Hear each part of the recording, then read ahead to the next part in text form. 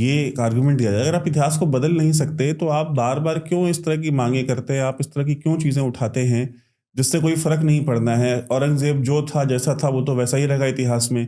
उसकी कब्र जो है वो तो पहले कच्ची थी और वो कच्ची कब्र को बाद में हैदराबाद के निज़ाम ने पक्का कराया। ये मतलब जो सोशल मीडिया पे चल रहा है। और अगर आप अब तो वो मिट्टी में मिल भी चुका होगा औरंगज़ेब, तो अब उसकी कब्र कहीं और आप उठा के कर भी दोगे, उससे फ़ायदा क्या होगा? देखिए, पूरी दुनिया में जो भी देश स्वतंत्र हुआ, उसने सबसे पहले अपने गुलामी के चिन्ह हटाए, ताकि हमारे देश के लोगों में वो हीन भावना का भाव ना रहे, जिसमें चाहे अमेरिका हो और चाहे अन्य देश हो। इनने सबने ये काम किया। भारत में ये काम नहीं हुआ, भारत में काम होना चाहिए था। लेकिन भारत में दुर्भाग्य से एक काम और हुआ कि 1958 में एएसआई का निर्माण हुआ, गठन हुआ। उसमें ऐसे स्थानों का संरक्षण का काम दिया गया। तो संरक्षण क्या उन स्थानों को देना चाहिए था जिन स्थानों ने हम पर क्रूरता की थी? मान लीजिए औरंगजेब की हम मजार, औरंगजेब का यहाँ पर कब्र थी, तो उस कब्र को वो खंडर कैसे बने, उसको उसमें लेना, ऐसे में लेना चाहिए था या उसको समाप्त होने के कारण छोड़ना चाहिए था?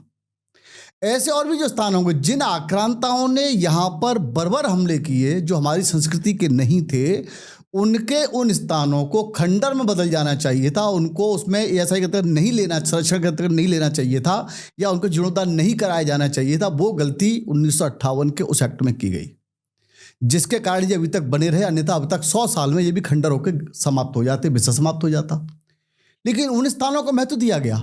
इस देश में हजारों साल पुराने मंदिर हैं, हजारों साल पुराने हमारे योद्धा हैं जिन्होंने पराक्रम किया और विदेशी संस्कृति के आक्रमणों को झेला।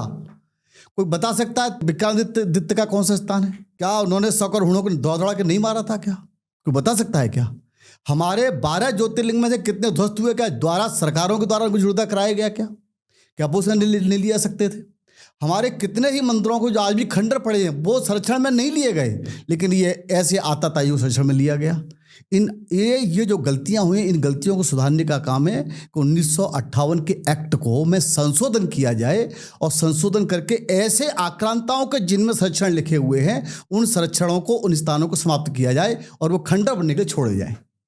समाप्त हो जाएगा। वैसे ये गुलामी के चिन्हों को जिन्होंने हमें बर्बरता की, वो चिन्ह अगर बने रहेंगे तो यह मानसिकता पनपती रहेगी कि औरंगजेब को कुछ लोग यहाँ पर आदर्श भी कहेंगे, कुछ आदर्श मानेंगे, कुछ उसको महान कहेंगे, कुछ को महिमा मंडन करेंगे।